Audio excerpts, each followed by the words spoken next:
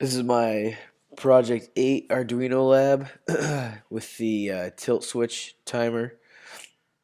I feel a little stuffy. It's thank my daughter. Joys of kids getting you sick.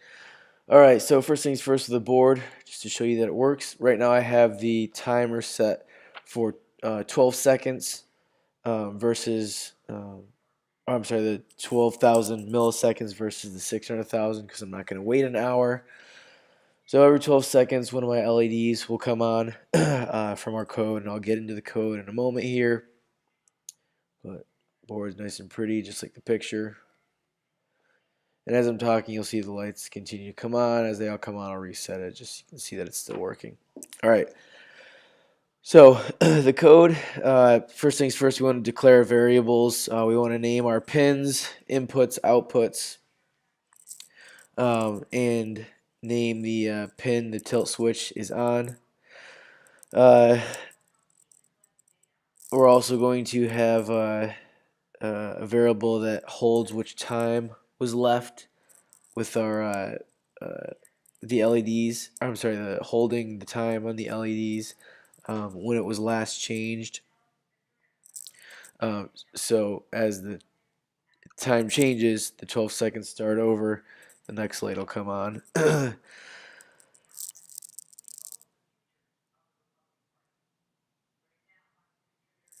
right, and so declaring our variables is also, we're also declaring our pins again. Like I said, what's inputs and outputs. That way we have an input and an output going to each of our LEDs. All right, and that's designated in our code. And that's what will help to turn our LEDs on as the 12 seconds is up. Our last variable is our time variable, if you will, the long interval. That's what I had switched from 600,000 to 12,000 milliseconds, which will that's the amount of time between each LED being lit up.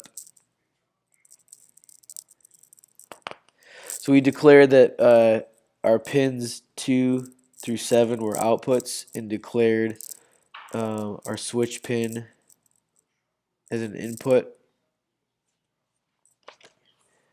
which is up here.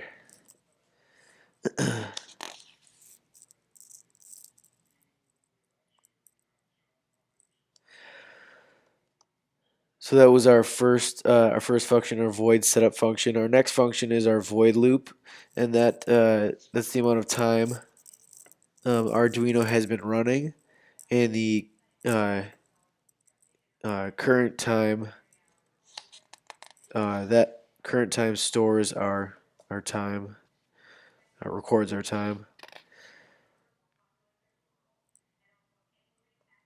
Our first if statement is checking if enough time has passed to turn on the next LED. So if 5 milliseconds has passed, if 10 milliseconds has passed, or our 12,000 milliseconds has passed, right? That's when our that's the enough time mark, if you will. That's when our next LED will be turned on, and that does that subtracting our current time, or I'm sorry, our previous time from our current time, and that will give us our interval, our 12,000 millisecond interval.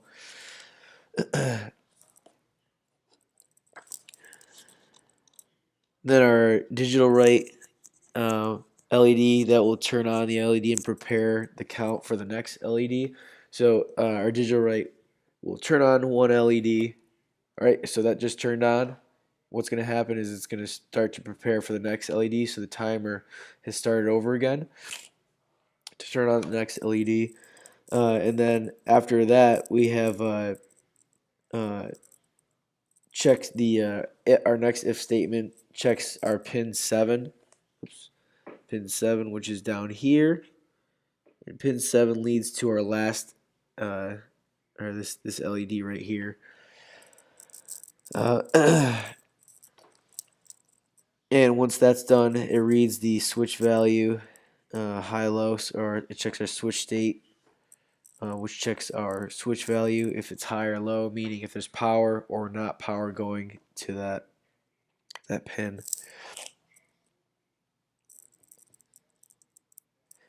And then our last if statement checks the difference in the switch positions, checks to see if the switch doesn't equal the previous state.